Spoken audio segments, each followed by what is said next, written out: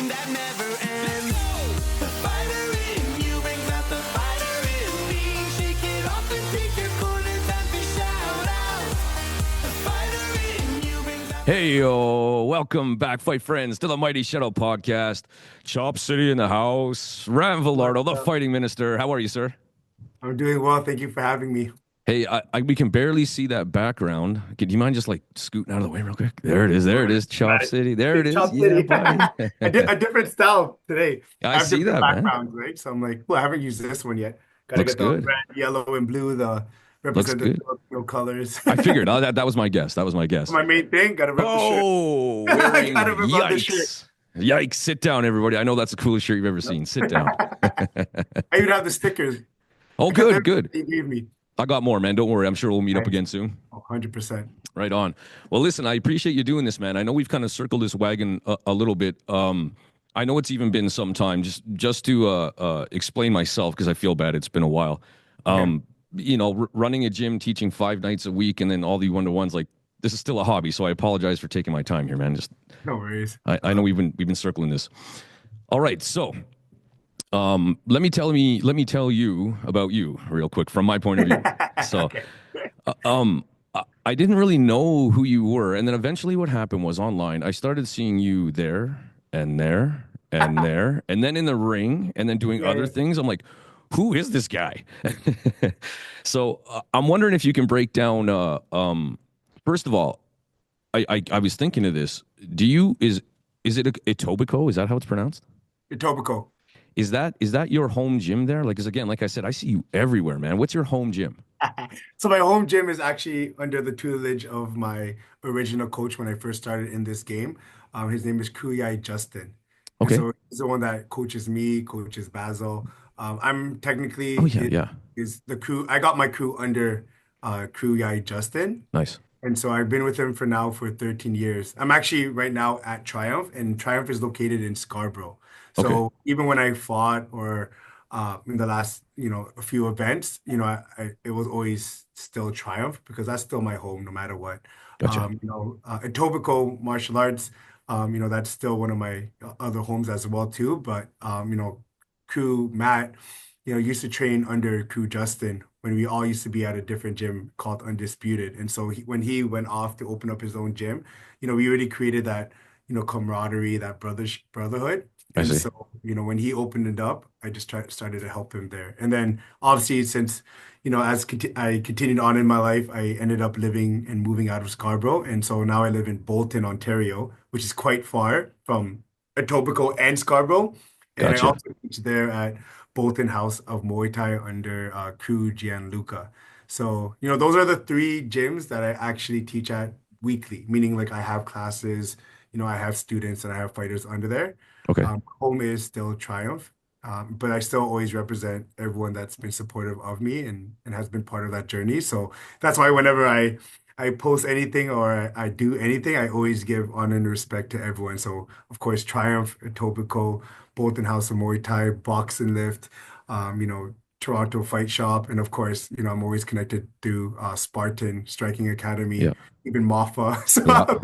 I literally can I know like I can walk to a gym and just walk in and I'll be welcomed in. And I think it's a great feeling to know that, I have that community with me. Not many people have like we have community. A lot of people have community and their gym friends and their gym buddies and their colleagues and all that kind of stuff. But you seem to be unique in that sense where your community is really like the following I see for you, whether you've built it or it doesn't matter, but how I see people follow you and believe in you and your coaching and just your energy and the energy you bring, I think that your community is massive compared to most. Am I wrong? It's, I felt that when I fought at Rise, when I first met you, Yeah. and I saw everyone come out with the shirts. Yeah, And I yeah. remember when I first made the shirts, I'm like, okay, maybe I need like 20 or 30. Then all of a sudden they're like, Ram, I want to buy it, I want to buy it, I want to buy it. And I didn't even know if they were gonna come. They just wanted to buy the shirts, right? Nice. So then when I remember when, it was Rise during that September, 2003, I believe.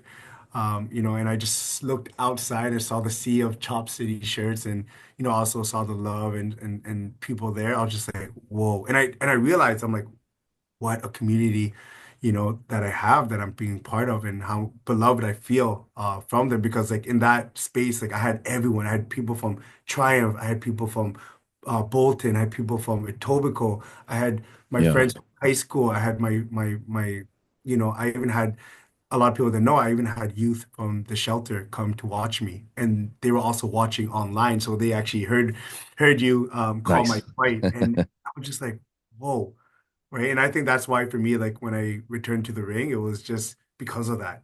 I just wanted to kind of honor everyone who's been with me since day one, who continued to walk alongside me, and Nice. again, just know that they actually inspire me to even get back in the ring, even when I had no time to do anything or even Right. to train. They're like, Ram, how? Like they would ask me, like, how? Like, did you even cut weight to go to the and make it to the ring, right? Right. And I told them, like, I'm actually inspired by everyone that is in my corner, right? And I'm grateful to be a part of a lot of different groups and communities and gyms that just is truly inspiring. And so I kind of just take that with me and I use that to kind of ignite my spirit moving forward. Yeah, yeah. Ignite your spirit. I was gonna say that's got to give you a sense of like, you always hear people say you got to push beyond your boundaries, but you can. But then when you have a whole wave of people pushing you as well, that's got to take you. That feeling's got to take you beyond where you even probably thought you could get. Yeah, and I think it's so important. It's sometimes not even like, you have to encourage that to people to find that because we call it like, that sense of belonging and that sense of connectedness.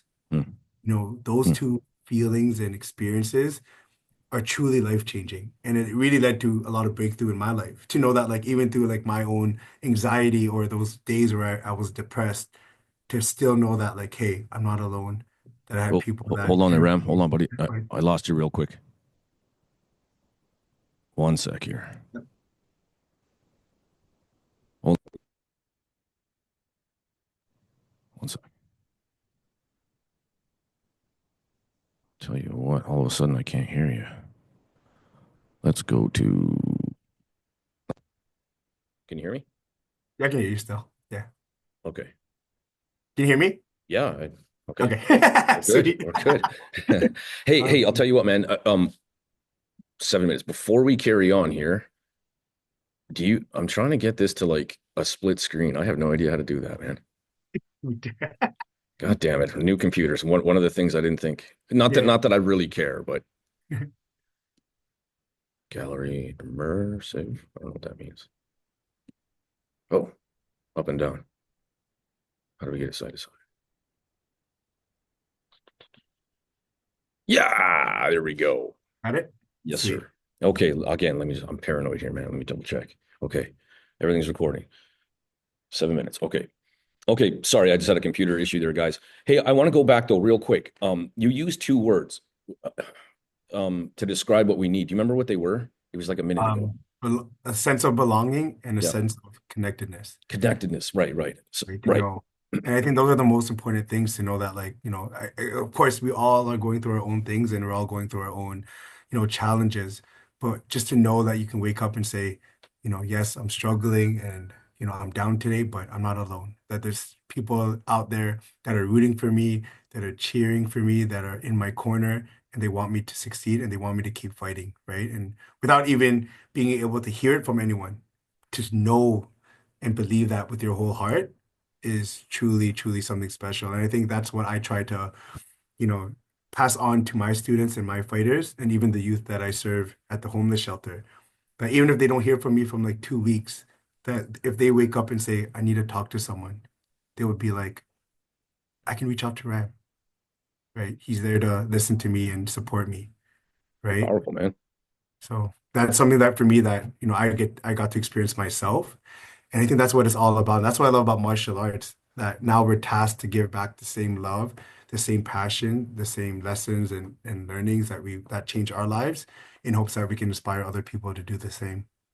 Yeah, man, preach. Uh, at the core of it, that's what martial arts is supposed to be about. I know, we get caught up in the sport of it and Mhm. the business of it and stuff, but you're right. At the bottom line, that should be the heart of martial arts. Correct.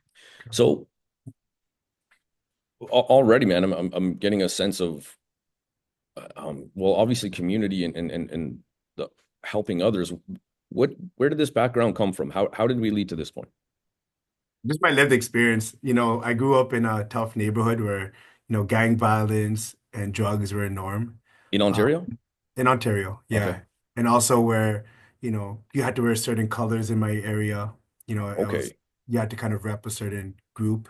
And if you didn't, you would get kind of jumped, right? But it also, with that being said, it also came with a lot of, you know, wrong understanding of what being a man is about, right? Like I remember, almost crying. Are you gently saying you were in that lifestyle? Is that what you're gently trying to Yes, say yeah, here? I was a little bit of a troublemaker, so getting into a lot of fights, getting into a lot of trouble, getting caught up with the wrong people. And it was hard, right? And a lot of the times too, like I thought that's what being cool was all about. That's what being a man was all about. And so I remember very, like yesterday, like I was angry and then my eyes started to tear up. And then one of the guys from my neighborhood just whack me in my head and was just like, man, don't cry. Don't cry.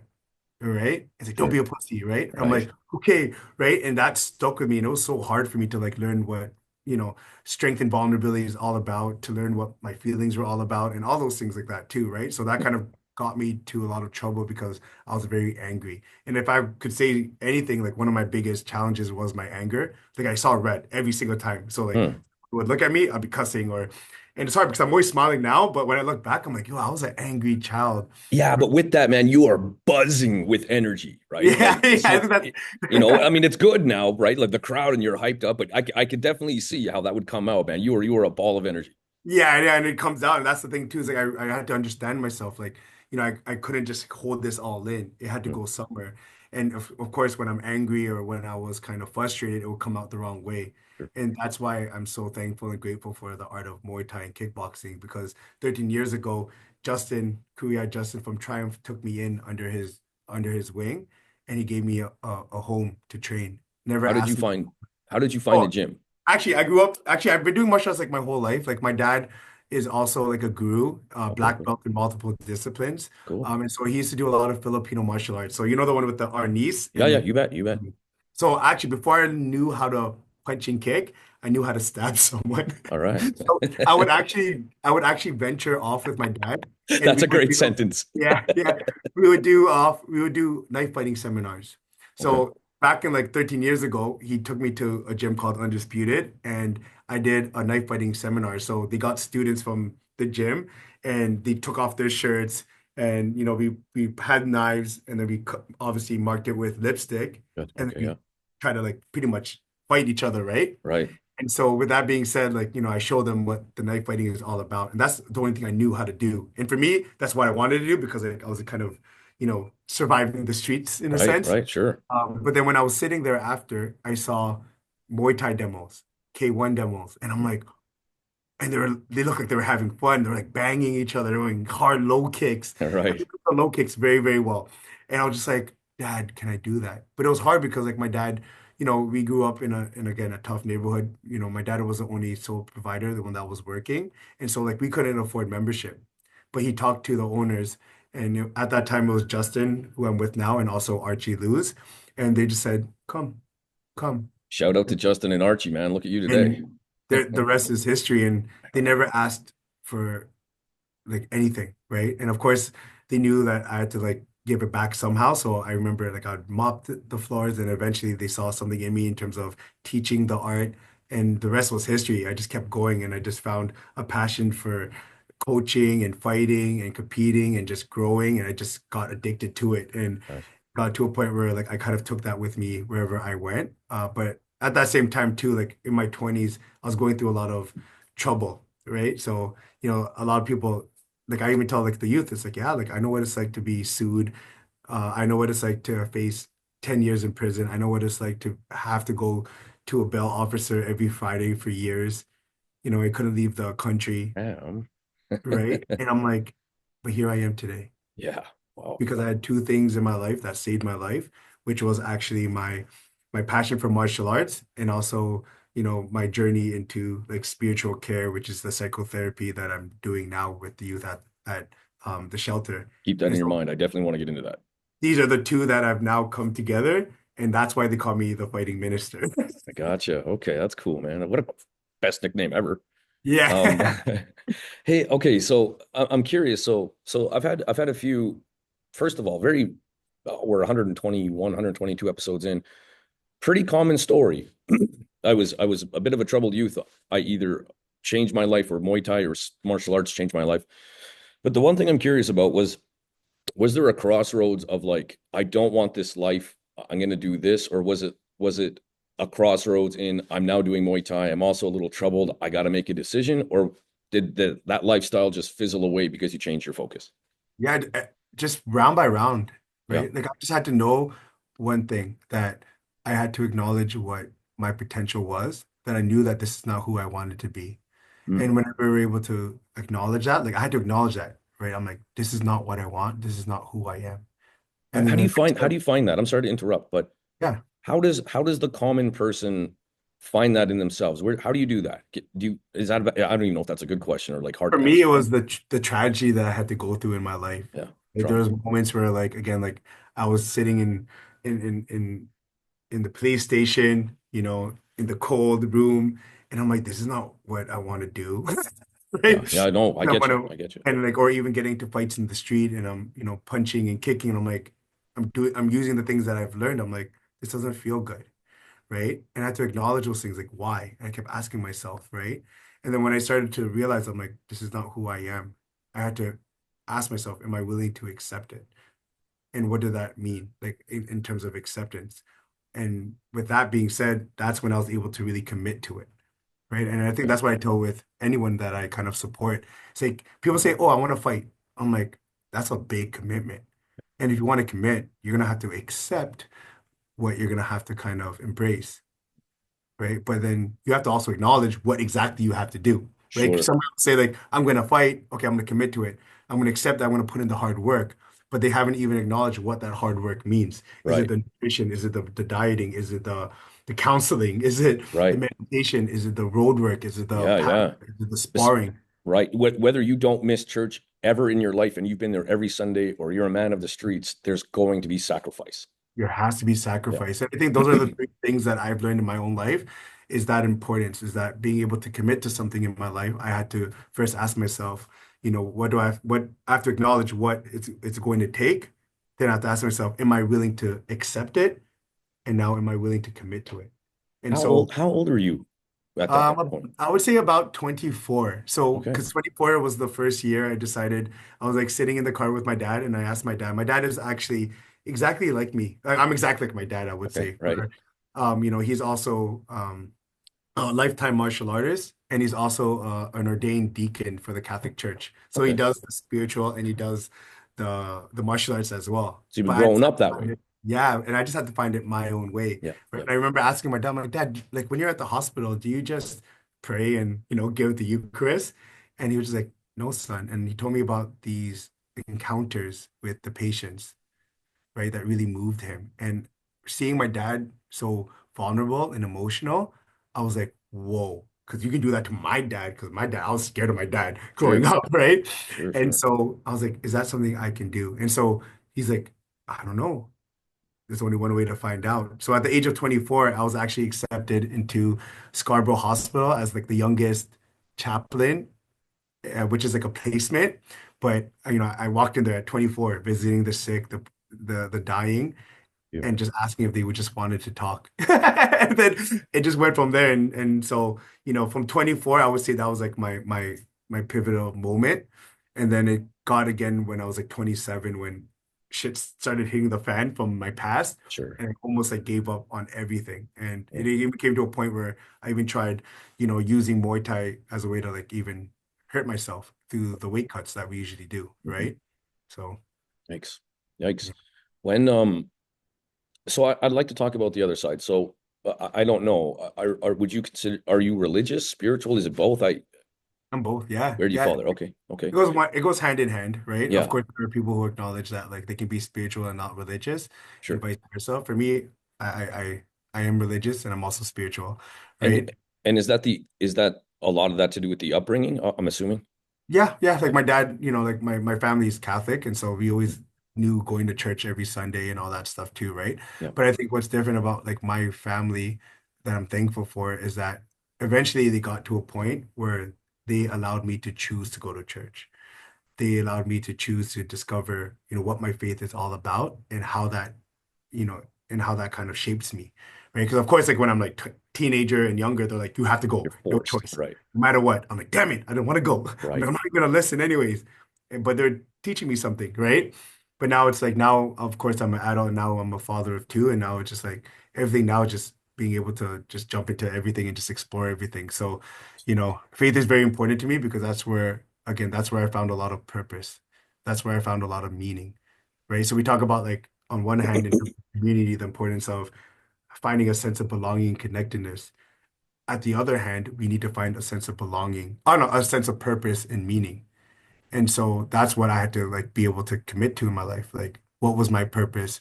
You know, what do I find meaningful? How can I find meaning and value, especially in the wrongdoings in my life, right? So now even youth know, like when I first walked into Covenant House 7 years ago, I was 27, 100% the youngest spiritual care, counselor that ever What's stepped that? foot in that place. Covenant House, you said?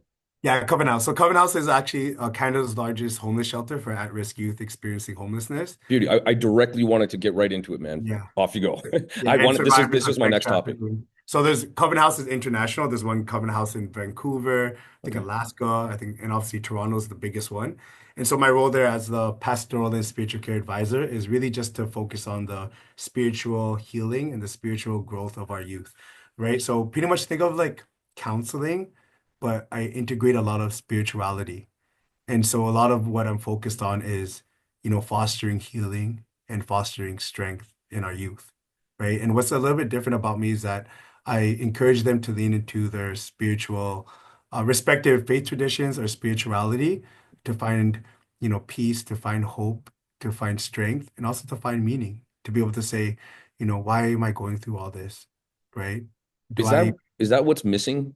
People, well, those four words you pretty much said, like that seemed from what I hear, right? The belonging, the purpose, you know, do you feel like that's got to be the biggest missing thing of all this, or maybe of youth today? For me, it is like, and it starts from the inside out. When people say they want to change, they want to heal, they want to become who they are, I feel like that transformation starts within, right? And I think Yeah. it starts with our soul, our spirit, right? And with that being said, our mind can tell us everything. Like, this is what I want to be, but is this who I am? Two different questions, Yeah, yeah, they are. right? And so, like with myself, I sit with them in that room and we explore those things, And right? how did you, before I want to get in how you initially started there, just a question on that topic. Did they come to you? You know what I mean?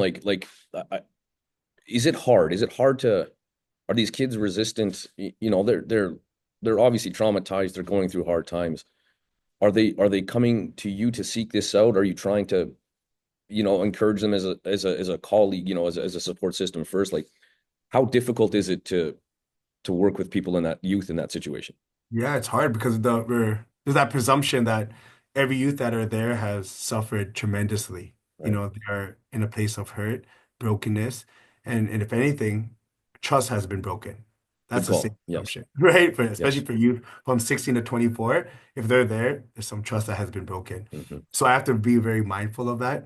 And so what I do is that I try to do my best in trying to build a sense of trust with them.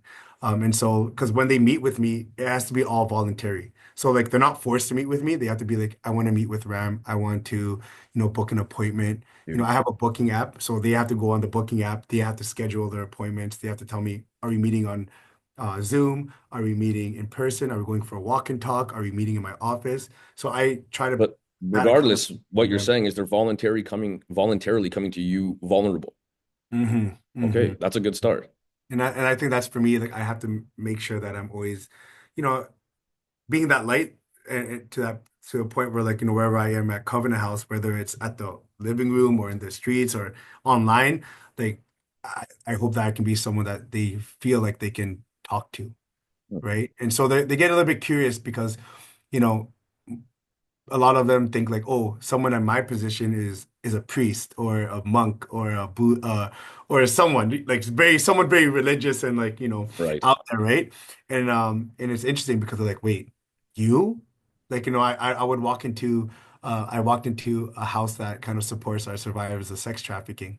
And so they're like, the pastoral and spiritual care advisor is going to come visit and explain the support that he does. So I walk in and literally their eyes were just like, right? And I'm like, what's up? Right? And they're like, whoa, I honestly thought you'd be like You? old man with like white hair or a collar at the very Right. least. And I'm like, you look like One of you're like us. our age. You're like, what am Right. I? Right. I Yeah. tell them like I'm much more older than I think, but I actually started there when I was 27, Right. which was interesting, right? And I think that's what I had to learn to embrace to be like, yo, I have something special and unique, and I'm in a position where I can truly make a difference, right? But at first, it was a lot of doubt, like, why am I here? I don't have any right.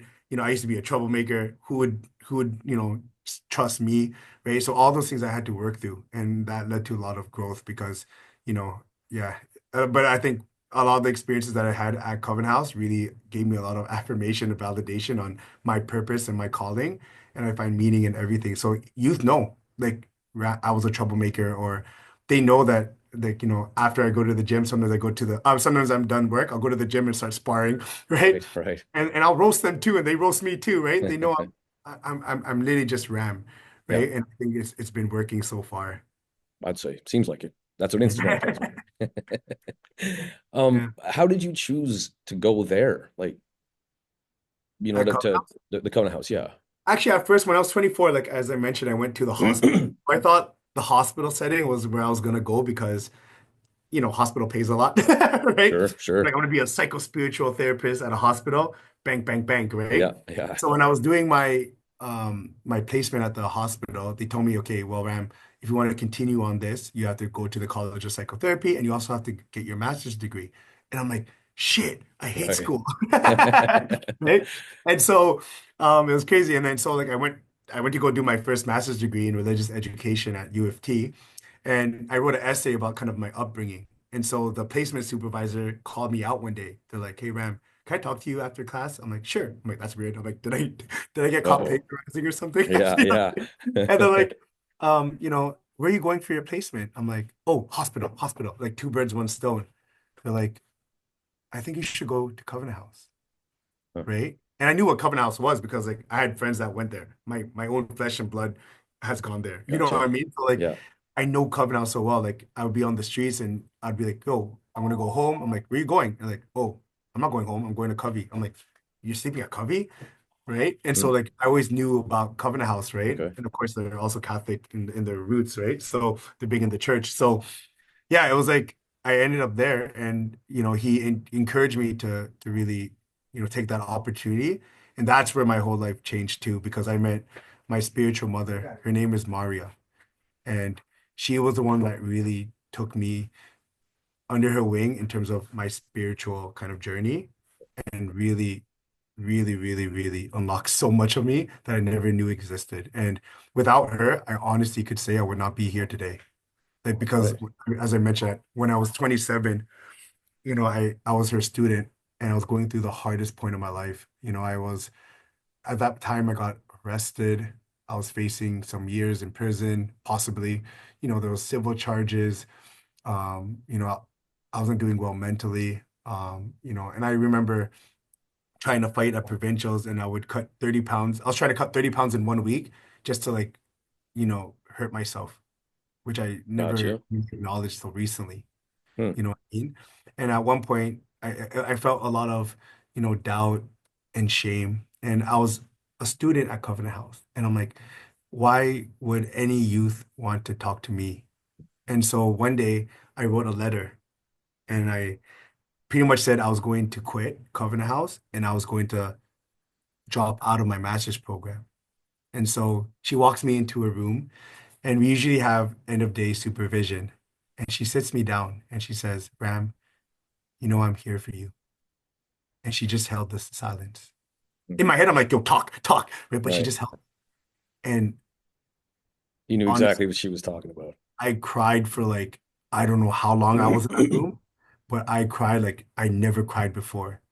everything that I was going through, I just let it all out because in that moment, I knew I was so heard, I was so seen, I was so loved, I was so supported, I was so cared for. And she didn't even say anything.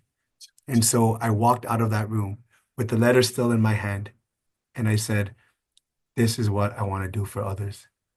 And 20, since Amazing. 2017, I've been on a streak. Like I can say that very much. Like since I walked out of that, everything left. Like, you know what I mean? I conquered everything. And that's why on the back of my shirt for Chop City, it says triumph over tragedy. That was my tragedy. And I'm very proud to say that I never gave up and I triumphed over it. And, you know, when that happened, the next year, she actually retired and she called upon me to take over her. And since then, you know, 4 years ago during the pandemic, she passed away. And so, you know, but she was the one that really, really, really, I think knowing who I am, like my identity was really through her guidance and her support. And so like I have like a tattoo here called it says beloved. Yeah. Right? Oh yeah, yeah. There we go. And so I got that tattoo from right when she passed away because she'd always said, no matter what anyone goes through, no matter what they've gone through, and remember what you've gone through, that you're all beloved children of God. Because she was also religious as well too. And that always stuck with me. So even in moments where, you know, I'm going through a hard time or I'm frustrated or I'm stressed and I'm with someone that needs my support, you know, I rub my hand and I know that I can just be the light that they need me to be, right? So, you know, rest in peace, Mario. Like I, to this day, I'm still grieving her. Like Sure. she passed away 4 years ago, and I only did her celebration of life and memorial service just this last August. So it took Yeah. me 4 years to even start accepting that she wasn't with me anymore. But in this moment, even I know she's with me. So I say Sure. it with a smile on my face. That's powerful, man. That's Yeah. powerful. Well, and we'll talk about the punch and the kick here right away, but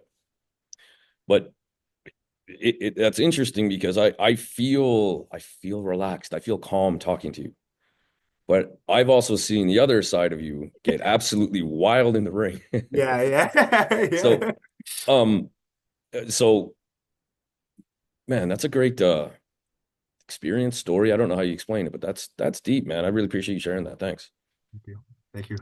Um, by the way, and with all this, I'm not gonna lie. I asked Chat GPT to help me with some questions. Of course. Came out with some good ones, man, but we'll get into them in a sec Yo, here. it's smart. So yeah, yeah, I'll admit it. Now, where did fighting come in? Once you started training, um, where did the fighting start? The competitive kickboxing Muay Thai start, Oh, it was always within me. Like I said, like I grew up in a neighborhood where right? like I was just fighting every second that I could, right? Right, So like, right, you know, before I even started fighting in the ring, all my knuckles had already been broken. Like this knuckle's broken, this knuckle's broken. right, And my dad, you know, was really encouraging, like telling me that like, you know, he sensed because I think obviously I'm his son. So he knew like you need to let it out. And I was doing the knife fighting, and don't get me wrong, like I loved it. I still love it. But it was still a different sensation of like actually putting the gloves on and going at each other, right? right, It right. was so good because like I was able to find again that, you know, the way to let go in a very healthy way. Yeah, Right. And so my dad just kept encouraging me to do it. And obviously, my dad's a martial artist, so he told me, and I tell this to my students and even the people that I walk alongside. And this works whether you're in the ring or not outside the ring. He said, you must learn, you must practice, but it's not enough just to do that. You must apply. Right. So he'd always tell me, okay, Ram, you're learning Muay Thai, you're practicing Muay Thai in the gym, go apply it. I'm like, what do you mean? I'm like, in the street? go kick some Yeah, again. I'm trying to he get said, away from no. that. Yeah, yeah, he just said, no, like, no, go. And then I Go remember kick someone's fighting ass. in the street for the first, like one of the first times after that. And he's like, this is not what it's about. Being a martial artist is all about. Right. I'm like, no, because I didn't feel right. Right. But to go doing it in the ring where it was honorable, Right, where you just knew like you're both accepting that this is what we've chosen to do. right. We both It's tried such to a better ourselves. It's oh not even yeah. about you. It's about me trying to better myself, and you're in the way. Yeah, and that's why I always honor and respect the ring. That's why, like, no matter what, like, I'm always going to be respectful. I'm never going to do, the things that we see where we're bad mouthing each other, or I'm like grilling and I'm like trying to push him away in weigh-ins. You'll never see me do that. Yeah. And I know for a fact I'll never do that Yeah. because I Yeah. just know like that's not how I've learned martial arts and how I've been taught by, my coaches and so that's something that I continue to do. So I know by the way that I act honors those who've walked alongside me and supported me. And I think that's one of my biggest, you know, joys is to be able to make them proud, Yeah. right? To be able Yeah. to say, you know, to my career, Justin, like, look at me now, man. I used to be Right. a troublemaker, and here we are, still No today, kidding, man. No kidding. doing what we Preach. do at Triumph, right? So, Right yeah. on, man. Where so after your first fight, was it how were you feeling? Was it fun because it was organized and there's no knives and broken knuckles, or how was that first not I was troublesome fight for you? nervous because I had Yeah, people yeah. watching me, right? Sure, I sure. remember it was like 2000, it was at least 12 years ago. So like it was a demo a year after I started. And I remember even running to the wrong corner. So like I think I was in the red corner and I walked to the blue corner and they're like, "Ah, wrong corner." So I'm like running to the next corner and my Right. heart's Yeah, yeah. exchanging. And after the first exchange, when he hit me, I was just like, "Oh, that's it." Right. Right? Off we go. And off we go. And I just remember just lacing a low kick and the rest was history. I was just like, that feeling was amazing. I just want to do it again. Right? Nice. Unfortunately, like, we're during my time when I grew up, like I said, like, I didn't come from like a wealthy family. Like we always struggled in it, but that made us really closer. So I wouldn't change that. So I never got the opportunities to fight a lot. So like, when I saw different, fighters going to like say Iowa for TBAs and doing these tournaments and going out, I couldn't do that. Like it was very hard for me because I was always working at the same time too, Right. and I was always at school, right? So I've always had so many things on my plate, and so like that's kind of like my when you if I look back, I'm like, well, I wish I fought more when I was a little bit younger, Yeah, right? yeah, Because to this day, I only have like technically 15 fights all in all, yeah, yeah. right? So, it's, three, and there's a period of 6 years of where I didn't even train, I didn't even fight at all. It was just Okay. trying to break through in my personal life, right? Right, right. I was always still teaching and training. Yeah. Well, and the reality is, when I have fighters or students that are like, oh, I can't make it, or oh, I got to quit, or I can't fight anymore, you can tell they feel bad, like telling me, but the sentence is always the same. Like, listen, real life has to come first. You know, fun has to come second. Yeah. It's, Yeah. you don't have a Yeah. choice. Yeah. And especially when I fought last, right? It's like, honestly, like I didn't have the time. Like, Yeah, but I committed to it. Same thing. I accepted that this is still what I want to do yeah, and acknowledge what it's going to mean, right? And right. that meant I wasn't going to get the same training as I wanted to do, right? Like, Yeah, when we fought at September, that was summertime, right? But right, like when we fought in January, I'm right now doing my second master's degree in psychotherapy, right, right? So I'm doing my master's. I'm working full time. I'm teaching at 3 gyms. I have like how many fighters? Everyone that fought at that event, I was coaching them still, right, right? right, Basil, Alec, Rob, Thomas, Rich. I was still holding pads for them like endlessly, right? right, So, and then the week before that, I was with my MMA fighter, Tommy, and we fought in front of Dana White. And because of Mm. that, he got into the Ultimate Fighter, Nice, right, nice. for that season, right? Yeah, So, even like I remember last week, the Friday before the fight, they're like, "Ram, don't you have a fight next week for the WBC title?" I'm like, "Yeah." I'm just like, just chilling. Like, why are you here? I'm like, "I'm coaching. What do you want?"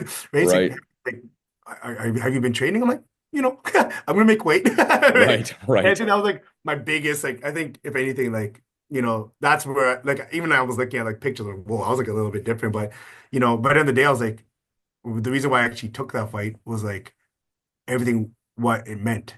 sure, Right? I didn't even actually care about the title.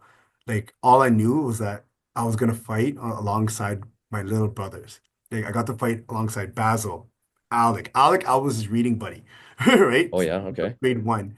Rob, What right? Rob, of course, is like, very close with, and of course, like all the other fighters, right? I was just like, was this whew. the January show you're talking about? This is a January Yeah, show where I got your injured. last fight. Yeah, Yeah, okay, yeah, yeah. That's when I was like, I'm just gonna show up, cut weight, and just like, and I think that's where that was a lesson to be learned for me, where it was to be like, I think at that time I was like, okay, no, I'm coming off the September one, I can maintain it. But like even that week, like I was still doing like I remember doing a podcast and I was doing like a 12-page research paper, all those things like that. I was still working up until my fight.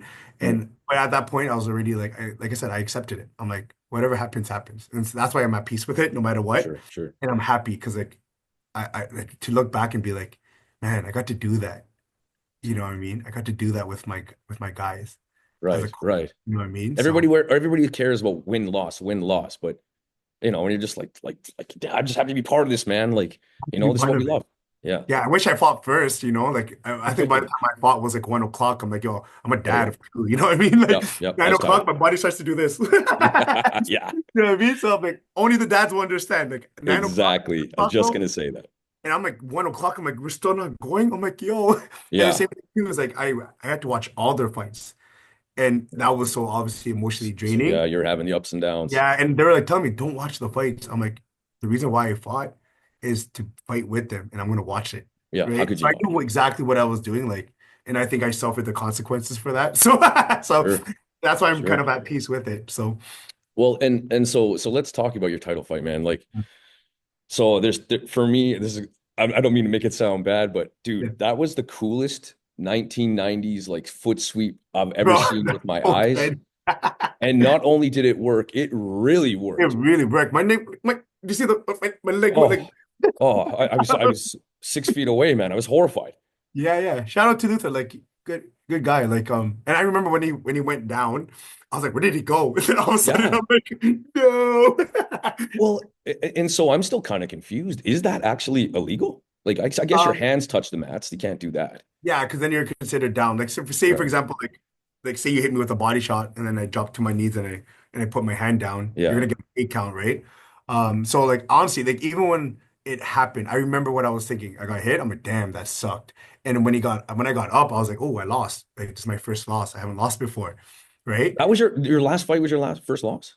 No, I won the Oh, disqualification. oh, I right. passed Sorry, for it, sorry, sorry. still undefeated. I'm sorry. Right, right. So it's weird. Like so, I won by disqualification, Yeah, and then on the passport it just says win. yeah, Right? Because it was already the fifth round, right? So right. I but with that being said, like in my head in that moment, I'm like, whoa, like what was that? So I remember saying like, yo, that kick hurt. I'm like, I don't know what the heck that was. And then they're like, yo, like he did a spinning kick, and then all of a sudden start hearing things when like saying that like, oh, that was illegal, that was illegal. I'm like, what was illegal? Right? Right, So there's no it's a replay, right? Then right, even right, when I was like when they're doing it, they're like by disqualification, they gave me the belt. I'm like, what the heck? Obviously, that's not how I wanted to right. win. I remember like in the fifth round, I was like, I've always craved it was weird, but I've always craved that moment, like being down and having to like Gotcha. go out on my shield. Sure. Have your Rocky moment.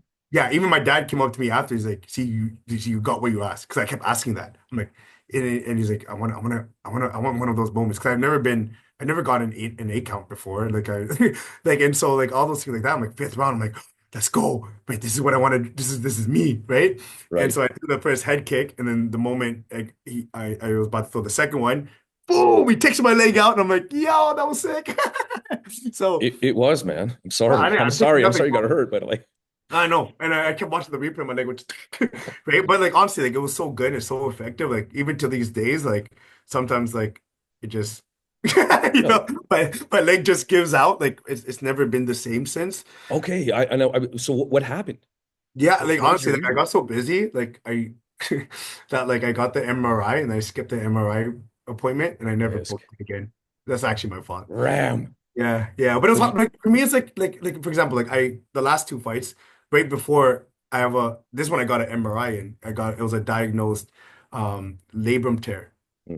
a type 2 labrum tear. So like my shoulder was like popping out. I couldn't even hold it up. That's Oh, why like in September I went blitz right away because like it was so fresh, right? But at the same time too, they're like, oh, you're like there's nothing really, it's either surgery. I'm like that's not an option, or mhm. you just rest. So I was like, I'll just fight with it, right?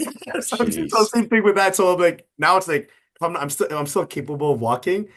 That's kind of like I guess my downfall is that I'm very stubborn. So like when Sure. it comes to like ailments, I'm the worst with it. So Gotcha. which is weird. So like, all my students kind of give me shit for it. but Hmm. it's also part of like my upbringing that I'm still working through.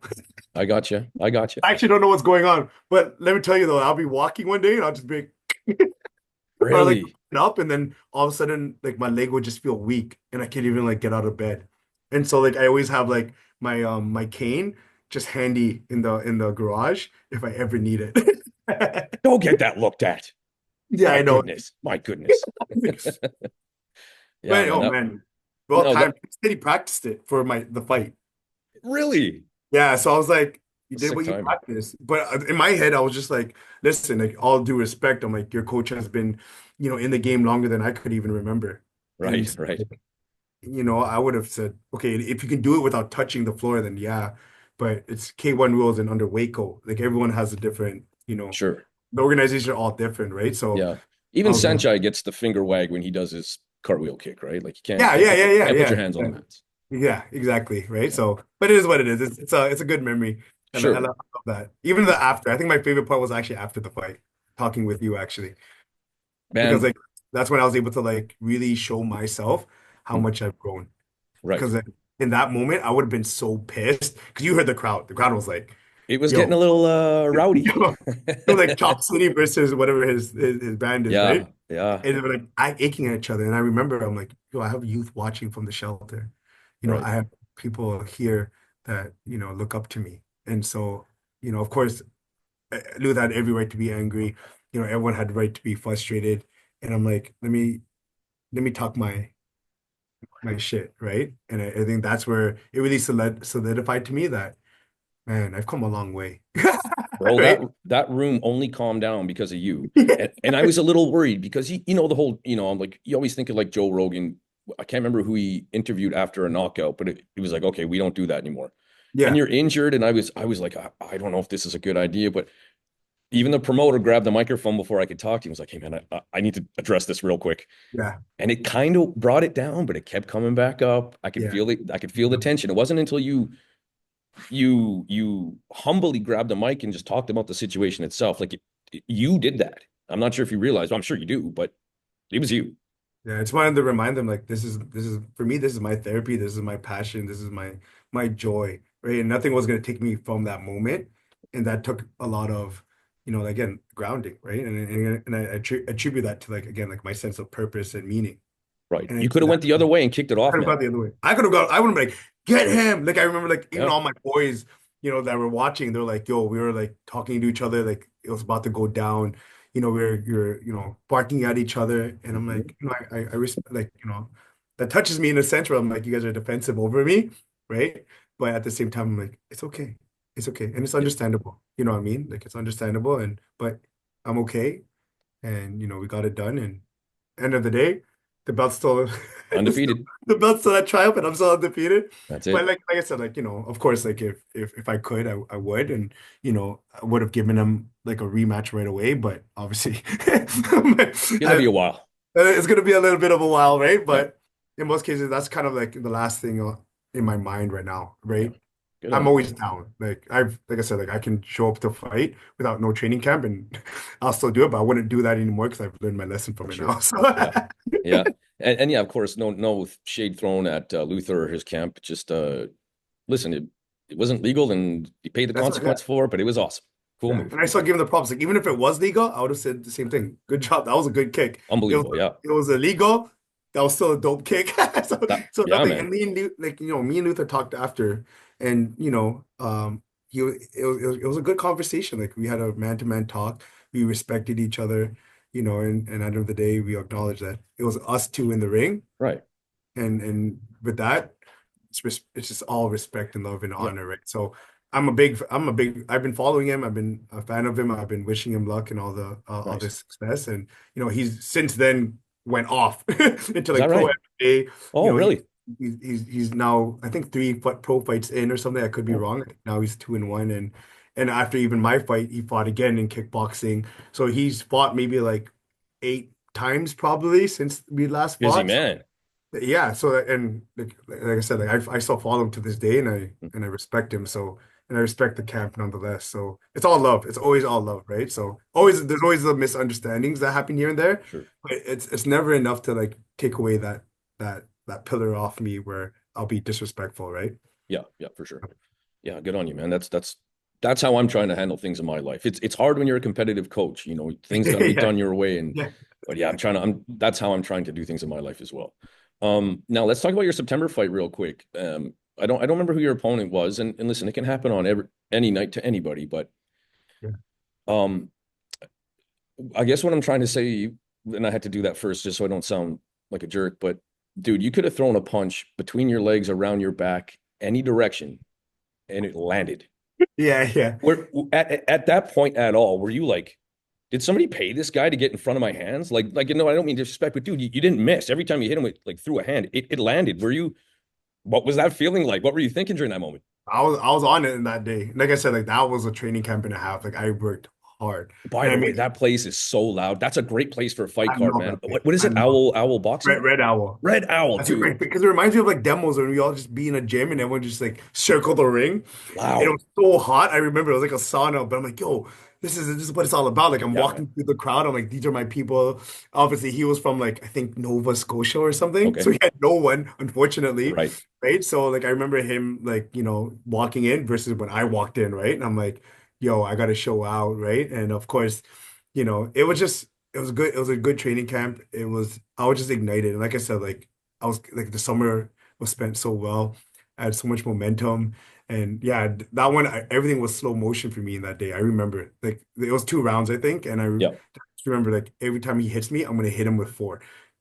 Right. I'm like, it's not, and I And you remember did. walking out of there. And like out of all respect, I'm not trying to go 5 rounds today. I'm like, Yeah. let's have some fun. Right. Yeah. And so when he first hit me and I first rocked him, I'm like, oh, might as well go. Yeah. Oh, yeah, I'm got an like, you might as well opportunity. go. Yeah, yeah, Yeah, definitely. Yeah, yeah. man. Wow. Yeah, that was so that was my first time watching you. And I admit you're just sort of like I said, I started to see you around and your presence and you're everywhere. And so you always sort of wonder because I only have been out before I came out to do commentary out east. And shout out to you, Michael Fitzpatrick. Thanks for bringing me out. Um, my last time there was grade three. We're so big that's a long way to go, right? Yeah.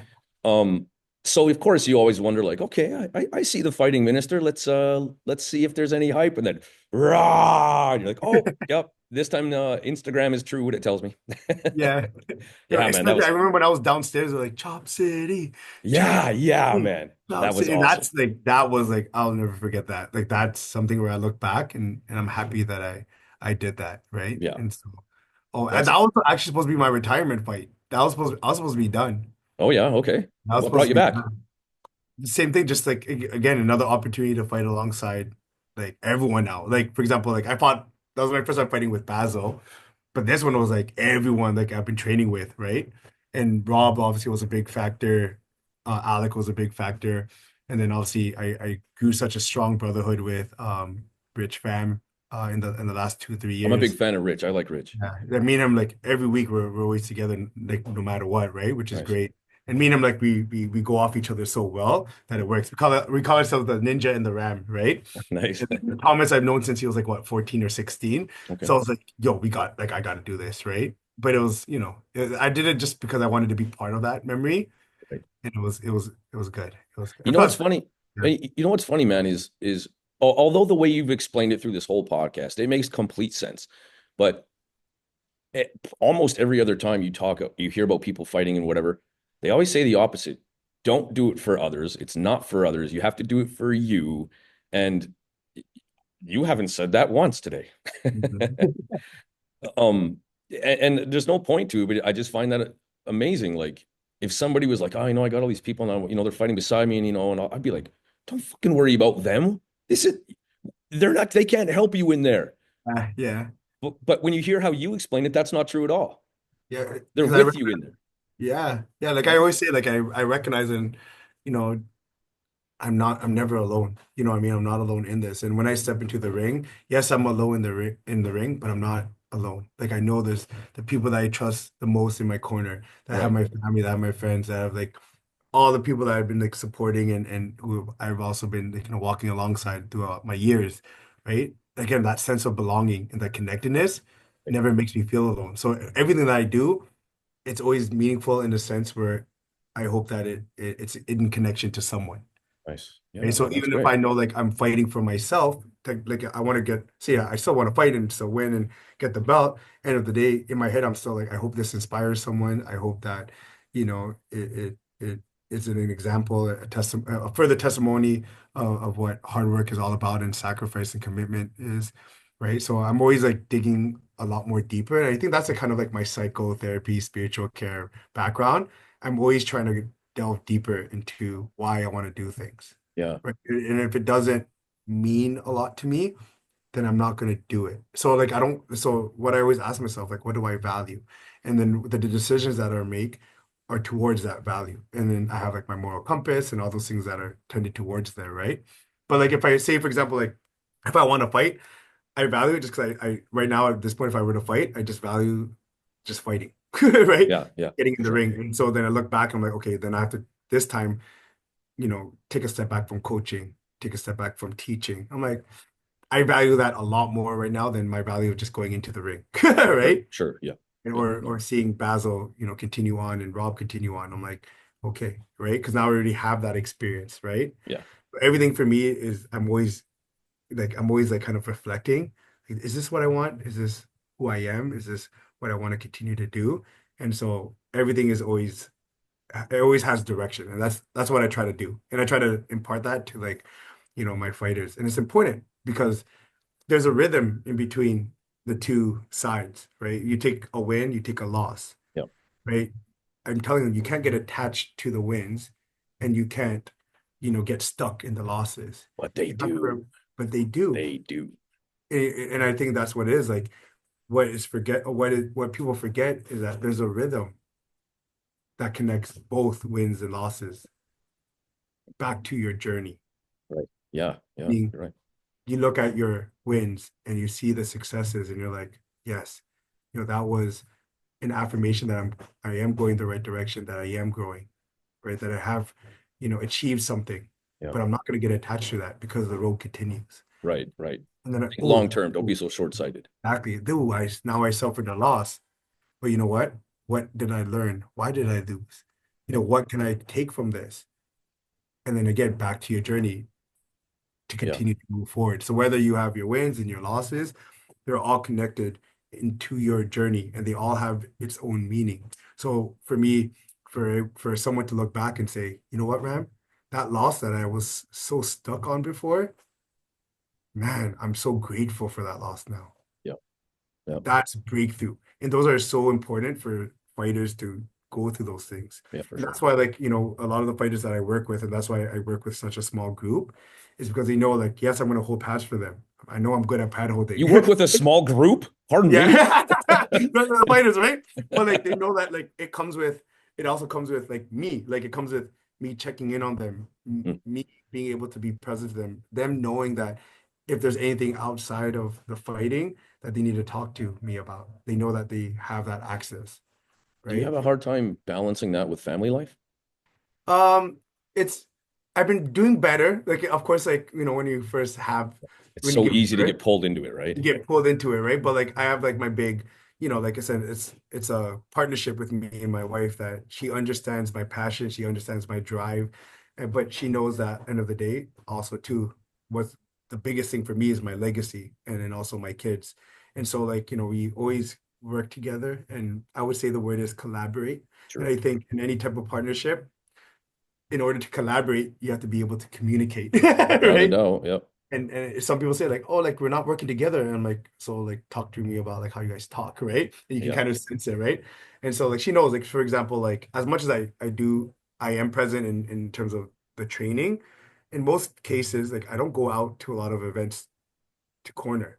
Like I barely corner. Yeah. I'm barely at events to watch fights Okay. because Saturdays are like my no days, Right. right? So there's only a few Saturdays in the year where like I'll tell my wife, okay, I have to step out for this. Yeah. And Got to she spend your get knows out of like, jail free cards. yeah, and she trusts that I'm very mindful of it and I'm Yeah. very respectful to what that Saturday is, which is that's daddy time, right? Yep. And then Sundays, same thing. After church and onwards is daddy time, right? And so, but Mondays I have to teach.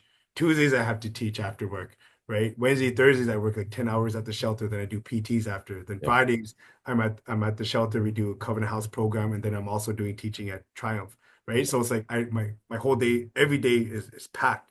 Yeah. And I live 2 hours away from work. So Yo. I'm in the car 4 hours a day. Oof. So That's a half day of work, man.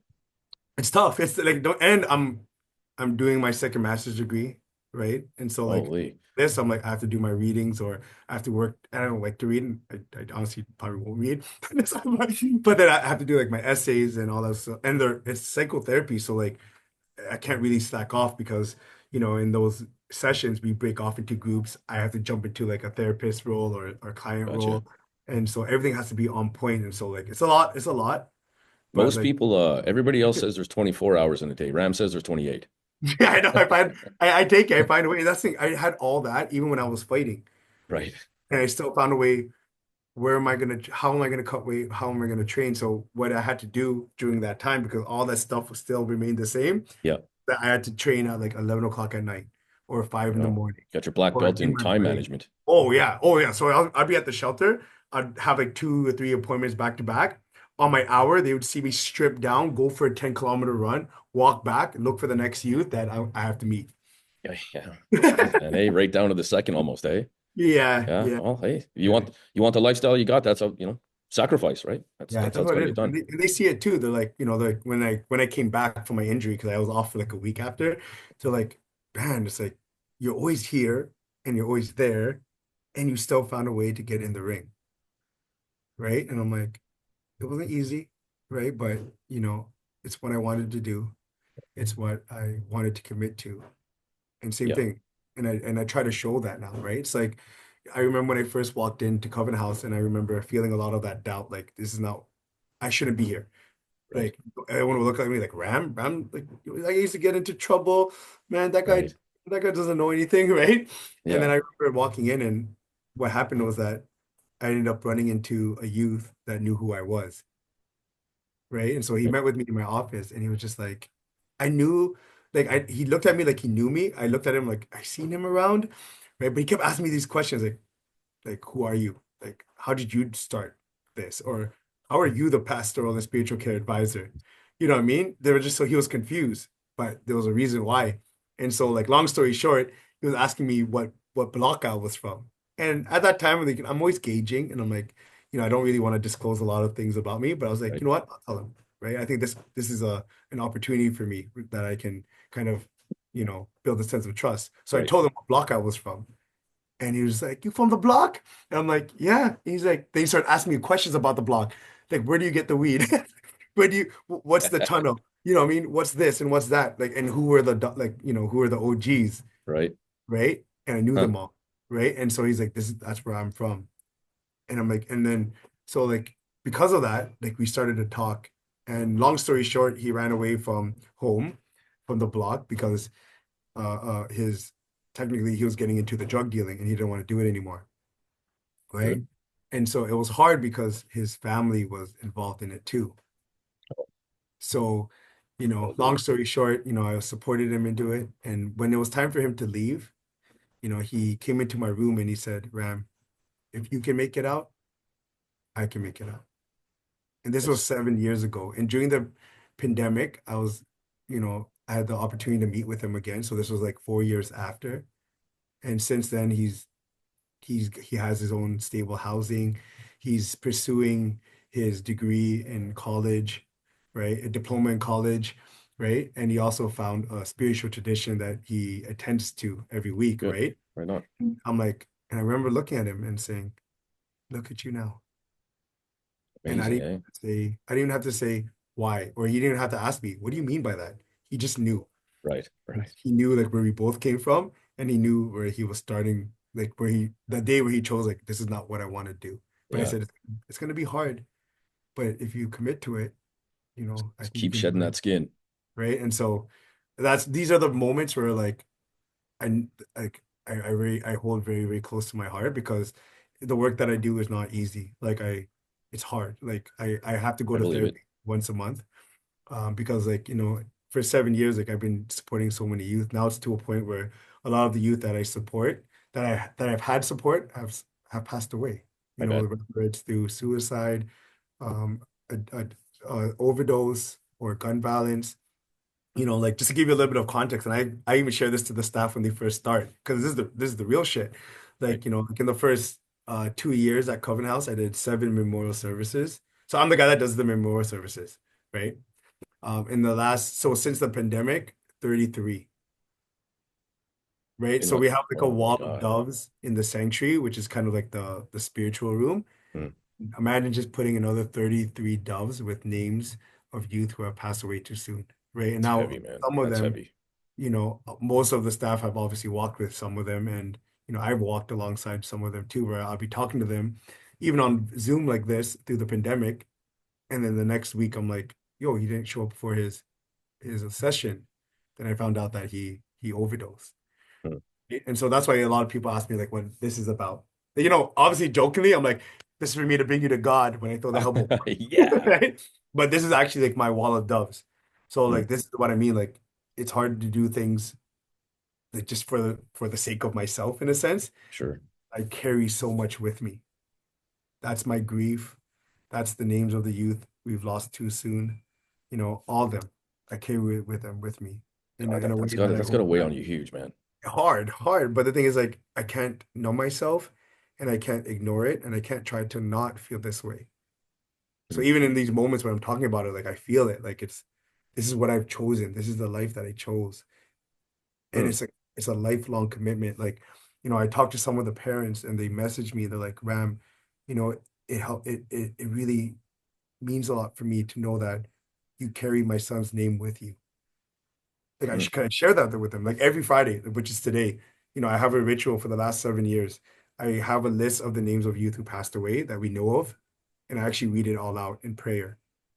And so, like 80%, I still don't know who they are, right? Sure. But Sure. yet, to know that like I'm still saying their name, it humbles me and it keeps me just grateful for the things I still have in my life and the blessings that I continue to enjoy and find peace with.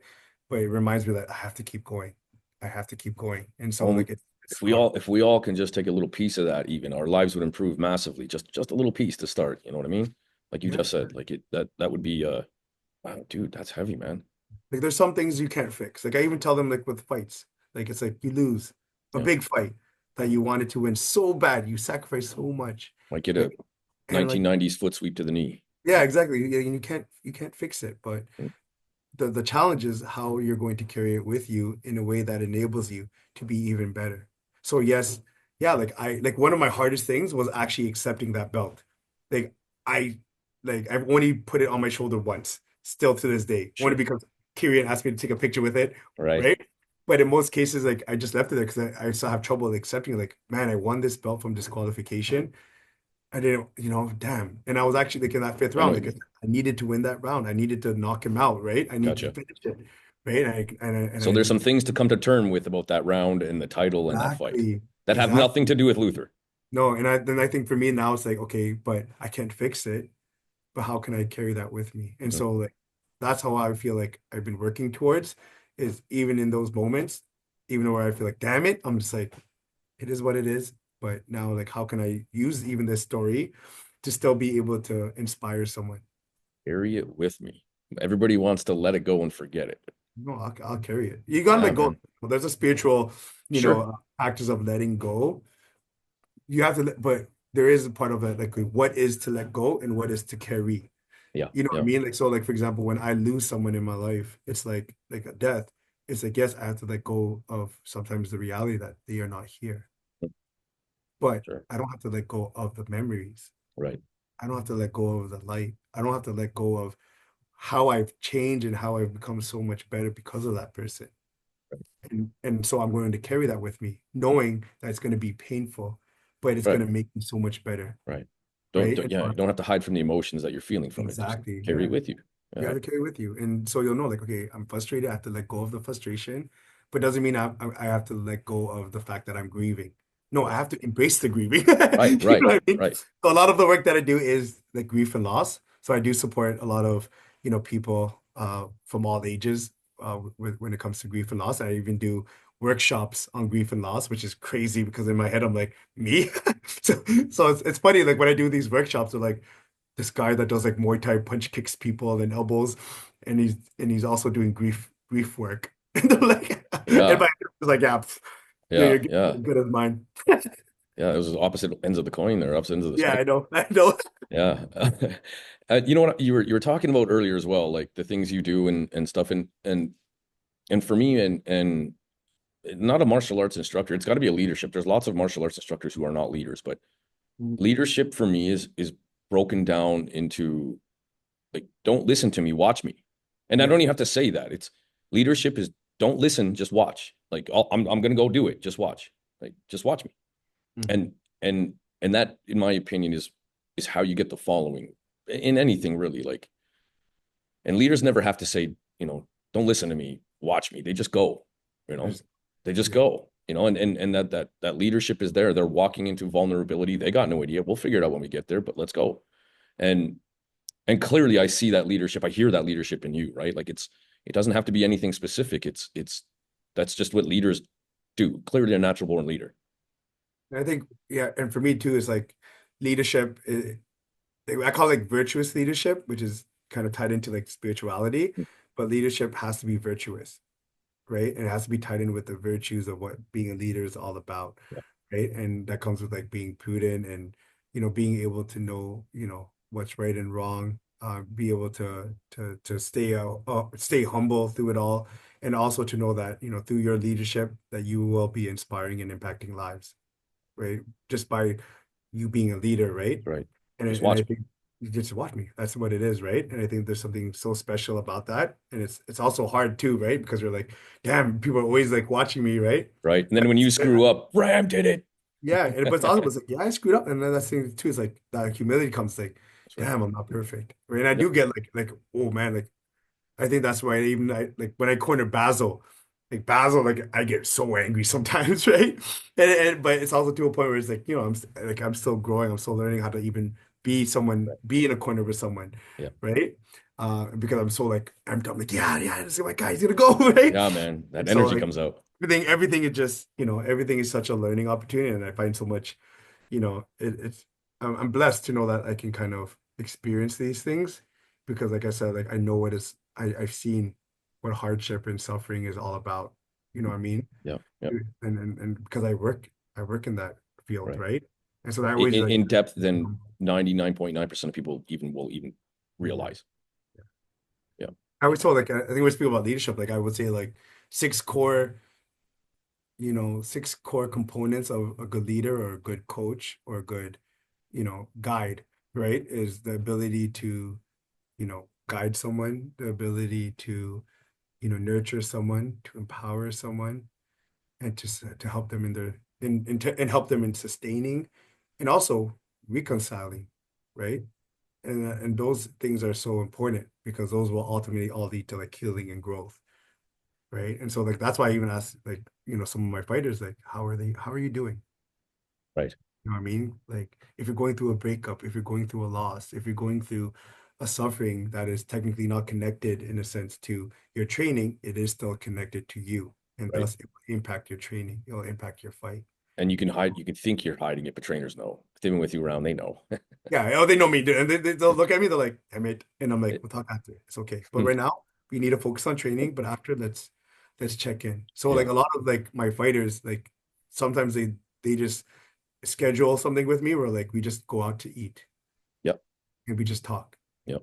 Right? And they're able to kind of even talk to me about their doubts, their fears, right? And to be able to do that with your coach, knowing that because they're going to war with you, Yeah. right? It means so much for the fighter, right? For Right. me to know that I can go to like Kuya Justin and say, man, I'm kind of scared about this, Right. and because I know he's gonna be there with me when I come into that ring, Right. A right? little piece of security blanket, a little You bit. need that. You Yeah. need that. And to Yeah. know that you're, like I said, like you're feeling heard, you're feeling seen, you're feeling supported and cared for and loved for as a fighter, and most importantly, as a human being. That comes always, always first. Yeah. Good call, man. Right? Probably forgettable. We usually think fighter first. It's a good call. Good Yeah. call. Hey man, I don't want to take up too much more of your time. You're obviously a super busy man. But I have a couple questions for you. Sure. Number one, oh, that's what I want to bring up first. You don't walk away from Thomas Mantra. Dude, commentating Yeah. in November in a field. Yo, it's crazy because like it's funny because some people were watching the live stream, it's crazy. Same thing. They'll ask me like, Ram, I just like you go from like one extreme where like you're screaming on the on the feed, and then you're just like, I'm gonna calm here. Right, right. But oh man, that Yeah, was such an how do experience you for like me. commentating? It was so fun, and honestly, it was so cold that day. Yeah, But we made it work, and I was very like, I was like, are we supposed to have like these headphones where we can hear each other or normally. all those things like I've seen on TV, right? Right. Man, this is like what a way to get thrown into the fire here, Yeah, right? man. Yeah. And in my head, I'm like, man, I really don't want to mess things up for Jake because he's so good. I'm like, like I'm like, I'm gonna make him look bad. So I felt like a little bit of the pressure. I'm not gonna lie, I felt a little bit of pressure, but once we started, it just happened. I think, even like our past, connections kind of helped me kind of feel comfortable with you right away. But once we got a foot, and I think really when it became like the bare shins, we just went off. Yeah, That man. was Yeah, for so fun. sure. Yeah. You don't walk away from Thomas Magic. And That again, was, all respect to the gym and to the fighter, of but I'm like, course. you do not walk away from Thomas Yeah. Magic. I'm Hey, like, what do you want me to say? shout out to Theo Tony. I like that guy. Follow him on Bro, social media and stuff. He's a good dude.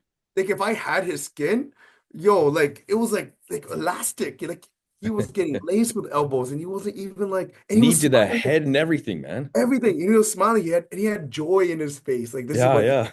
he chose to do. So that's why like all the respect and You bet. all the love, right? Yeah. But yeah, but like Yeah, in a man. fight game, yeah, you don't know, you can't walk away like that. So Yeah, that's why yeah. I had to shout it out. I'm like, don't do it. Yeah, man. That was a wild night. I'll tell you what, I still like, I know I've done, I don't know, maybe like 10 shows commentating, but I still feel that way too. Like, I still like, I don't know what the fuck I'm doing. Like, Yeah. I don't want to screw this up. I don't want to say something stupid. So, dude, I have those exact same feelings. Like, dude, I got the fighting minister looking good beside me. He's handsome and stuff, and like talks to all these people. I feel the same. I'm still like, oh Jesus, don't screw this up. Oh man, we did good. I think we were a good duo, Yeah, 100%. yeah, you bet, man. It was good. Well, Easy to and last for sure. because we're such fight fans too, like a lot of the calm down is like you're waiting for something big. Like we're calm, but you're like, oh man, it's coming. It's coming. It's coming. Ah, right? Yeah. Yeah. It's just so fun to be, you're allowed to be excited and like you're supposed to be. It's fun. Yeah, you're supposed to be. Yeah. Yeah, I yeah, it was remember good. shouting, and I remember just like driving. Cause I drove home that day, all the way Right. back to Bolton, which was Oof. like a almost 3 hour drive Okay. straight from it. Like I said, like, I had to go. I told my wife I was coming home after. All I'm right. coming home I'm coming after, right? home. Yeah. And I just remember like, man, that was fun. That was so fun. It was wild. That was the wildest thing I've ever been part of as far as Muay Thai. Yeah, I know. We did And it. I want to, dude, I loved it. It was so, I like a little bit of, chaos. I needed that in my life a little bit. I'm so Yeah. scheduled and organized. I need a little chaos. So, although it was wild, I just kept reminding myself, like, I have the easiest job in the world. Like, I could see how maybe there's a few others who were frustrated just from the rapid changes, but I just have to sit down and be excited. Like, just let me know when I'm Exactly. ready to go, man. I loved Yeah. it. Oh yeah, and especially with how things like kind of turned and all those last minute changes and all that stuff Yep. too. Even though like I was telling Fitz, I'm like, yo, we'll let's see it through, right? Like Yep. I said, that's the value of like again, true commitment is that you're going to see it through. And we, like I said, going back to acknowledgement and acceptance, like we acknowledge that it was possibly going to happen. Yeah. Yeah. And if That's it right. does happen, what are we willing to do to stay committed to what the vision was for Muay Thai World Cup? Yep. And I think it had to be done. And no matter how it happened, and it happened, I think, the way that it needed to Yep. show that, like, hey, we're here to kind of really, put Muay Thai on the map and to really propel it forward, right? And of Yep. course, there are things that we can learn from it and gain from it, of course, Of course. right? Of course. But other than that, it's like put a damn heater in my foot.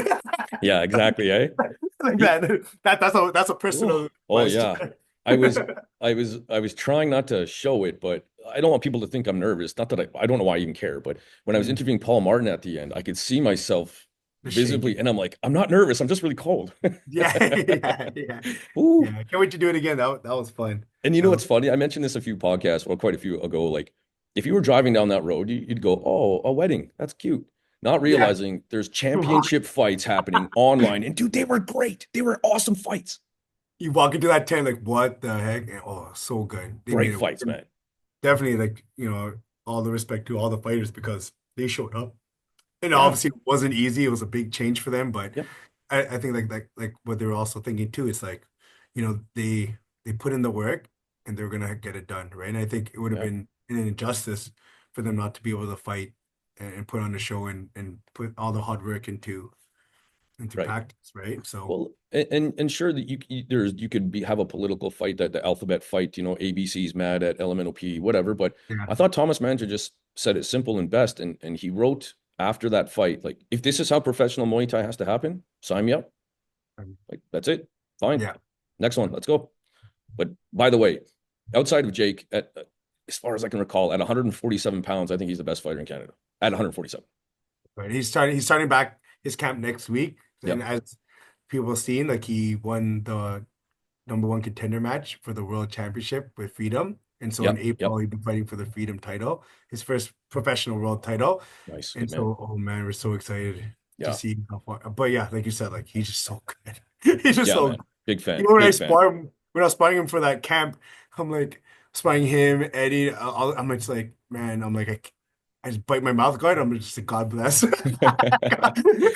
think I'll I'm make like, it home tonight. yeah, my thing, like one of my sayings is like sacrifice the body, sacrifice the body. So like whether it's through pad work, whether it's through like sparring or whether it's through anything, like I just sacrifice my body for them. Like even like when we're like Basil obviously made his comeback fight in a year just like 2 weeks ago at Fight Dynasty. Right. And same thing, like it was just it's so good to see like the next generation Yep. and to see like the champions and how good they are and how much of good human beings they are too, right? And the men that they're becoming, like to know like how far Mandra has come from a kid to a man. I'm like, whoa, and he's still growing and he's still learning and he's Right. still Still young. discovering himself. I'm like, he's on a good path, right? Damn And I right. see that with Basil and Rob and Alec, all those guys, right? So I'm so proud just to be able to witness, remarkable growth in the men that I corner, right? Like And not it's just that, but the remarkable growth of Muay Thai in Ontario coming out of COVID, mhm, man. It has so good, exploded. so good. Like It's I wish like crazy. I had that like I said like when I was younger because we always just had like those in-house demos, Right. right? And that was it. There wasn't that much going on. There wasn't like shows every week like we have here in Ontario, which is the Right. best, right? And that's Multiple on why a weekend. Yeah. And that's It's why people awesome. ask me, like, I don't really get into like I said, the politics in it too, and they know I don't, right? And Yeah. they try to like take me in. I'm just like, bro, right? But I'm just saying, like, if you can fight every week, you can fight every month, every 2 weeks, we have opportunities. Yeah. I mean, we're gonna take it, right? Yep. If Damn if right. it works towards our vision and it works towards your growth, politics will not come into play. Right. I'm us Mhm. and I'm here for my people, the community. I'm here for Muay Thai. Let's just keep it that way. Yeah. Yep. Yeah. Yep. I hear you, Oh man. yeah. So I'm excited. Big fights, big things lined up, especially for like my guys and stuff. Oh my gosh, it's gonna be good. I Good can't on you, wait. man. Good on Things you. are gonna be starting getting announced, and all of them are starting to gain back, like that. No, continue on in their momentum Yep. this year. I'm so excited. Nice. Yeah. And just get right in the thick of it. Yeah, more to Nice. Ontario. I can't wait for that to happen again. So Yeah. When's that?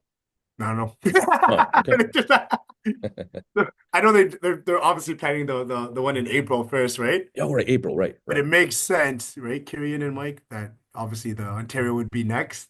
Yeah. And, Yeah. we have all the That's what I was guys. wondering. Yeah. Yeah. Not sure. I was curious if you had a date for Ontario, but oh Yeah. yeah. All right, man. The last question before we finish up here. Who are your three favorite fighters of all time and why? Ooh, I guess you have to think. I've never actually been asked that question, to be honest. I pretty much ask every guest. I'm always curious. It was funny because I listened to some of your podcasts. In my head, I'm like, actually, I would say Valentina Shevchenko. Yeah. Okay. Okay. Yeah, because like even before she was like MMA, she was like an IFMA star, right? Like Star. I don't know how many IFMA titles that she won, but at the end of the day, it's like she was just like she was so good. She's got to be one of the most decorated Muay Thai females ever. Oh yeah, Got to be. for Yeah. sure, for sure.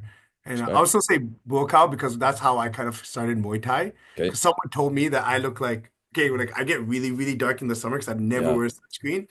So at one time I used to shave my head zero too, right? And so like I Okay. got so dark that someone's like, "Yo, you look like Buakaw," because I used to fight at 155, so I was a little bit shredded. I'm Okay. like, "Who's that?" I didn't even know who it was. I did so much research that I started following him and following and I started just watching his balance, seeing how he shifts his weight, seeing how he can go from like the softest touch to the hardest hits. Yeah, So, man. Buakaw would definitely be Machine. maybe one of there. And the third one would be interesting. I don't, I don't know. I'm That's all right. biased, but one of my favorite fighters to watch, and I would watch him every day even over any UFC. Even if someone gave me like a front row ticket to watch UFC, I wouldn't choose it over Basil. Is that right? Hey, shout out to Basil. Right on, Basil, man. no, Basil's my guy. And He's so slick in there, man. I remember when I'm walking in the first day, and we're like, "Who is this kid?" He's like, "I'm gonna fight," Oh right? yeah. And now Oh look at yeah. him now, and like I said, like, he's already almost at like 30 fights, and Yeah. he did that pretty much all within a pandemic, like, and so he doesn't know, like I'm his big one of I'm if not one of his biggest fans. Like, so it really came to a point where like people thought my Instagram was made for Basil. Like I was like his promoter. Like I was like just like his like just only show Basil. You know what I mean? That's I'm right. like, I'm trying to show my pad work skills. Yeah, it's not about him, it's about me. It's not me, man. But I embraced it because I'm like, yeah, like that's how like looking back now, I wasn't thinking about it, but that's how much like pride like, I had of him. Like I was always posting him, like Sure. this guy's gonna be the next thing. This guy's gonna be the biggest thing. Like he's so good. But it's only because like everything I threw at him, he accepted, he did it, never asked any questions. He was Oh, it's a like coach's dream. like he fulfilled my dream. Yeah, Like no kidding. that's why Don't now even like don't yeah, even need me set now. a standard for me. So like Mm, anyone that comes after him, I'm so strict, and sometimes I look at them, I'm like, you don't know what it is, you don't know what it's like yet, because like Basil showed me what it was like to be right. again a coach's dream, right? Yeah. I would Yeah. have to say like bias because That's all obviously right, man. Hey, it's your he is my list. favorite fighter. He is my favorite fighter. That's a hell of a list. Dude, Yeah. that's some nice company you're with there, Basil. My goodness. Yeah, Valentino Shevchenko and Bukal. Hey, that's all right, man. That's your list. Yeah, All and right, that's why I man. was so upset when Tommy didn't get picked in Valentino's team. I'll say Right. that publicly. He Right, didn't- right. and that's Aw. but only because I'm like Valentino's like my favorite of all time. Sure. I'm like, please get picked, please get picked. He didn't get picked. I was like, damn it. Oh, yeah. I wanted an autograph. Too much. Um, if you could give one shout out to anybody, you only get one. Who is it? Shout out. What did I give a shout out to? You know what? It's not one, but they're all collective. So Oh, you're cheating, bro. shout out to all, all the youth that I support. Whoever walked through the doors at Covenant House, I'll allow that. whoever entrusted me to be in their corner, to support them, to help them, to hear them, to see them, to listen to them. It's truly one of my most greatest privileges and honors. And so to everyone out there, if you're watching this, again, I'm still in your corner. Continue to fight your fight, and no matter what you go through, remember you always are worthy of peace, love, and joy in your life. So with that, Marika. God bless, man. God bless. Hey, also real quick, let me help you out. I sorry to throw you under the bus, but I'm going to give one shout out. Mrs. Shout Out Podcast, it's Valentine's Day. I know you're not going to listen or Please. watch this, so I'm going to clip it off for you so you get it. Happy Valentine's Day. I love you to death. You're the hottest woman I've ever seen on the planet, and I can't wait to see you every day of my life. There you go. Got my Happy jet. Valentine's Day. There you go. All right, man. Listen, where do we find you? Where do we find you? Instagram, anywhere. Where can we get a hold of the Fighting Minister? You can find me everywhere. Yeah, everywhere, everywhere. But you can find me on Instagram, the Fighting Minister. And also, to my respective gyms, my home, Triumph Muay Thai, Tobacco Martial Arts, 10th Planet, Box and Lift, and Bolton House of Muay Thai. Of course, love to always Spartan and Mafa, for always keeping the doors open to me. Thank you so much for everything. And that's where you can find me in the GTA. Everywhere, I'll be there. In everyone's gym. Awesome, man. Listen, I thought we were going to talk a little more about punch and kick. And like I said, Crazy. I had a bunch. Apologies. No, no, no, no. I'll tell you why, though. I had a bunch of chat GPT questions, but they don't matter. You pretty much addressed them all. We talked so much about not the punch and the kick, and I'm telling you, it was so much more important.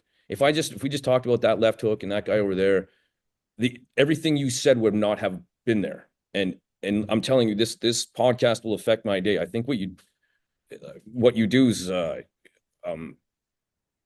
don't know how anybody can do it, man. And I really take my hat off to you for just what you do. That cannot be easy. And even though it's not, you still continue to walk that path as a leader. And shout out to you, Ram. This is an unbelievable podcast. I really thank you. Thank you so much. Thank you for the opportunity to even share my story and to kind of share a little bit of who I am and, what kind of I go through day to day. And it's very healing for me. So thank you so much for it, because I know I can walk out of this feeling, yeah, it's a sense of healing, and again, a reaffirmation of my sense of purpose and connection and belongingness. So thank you again, giving me that opportunity. It really means a lot to me.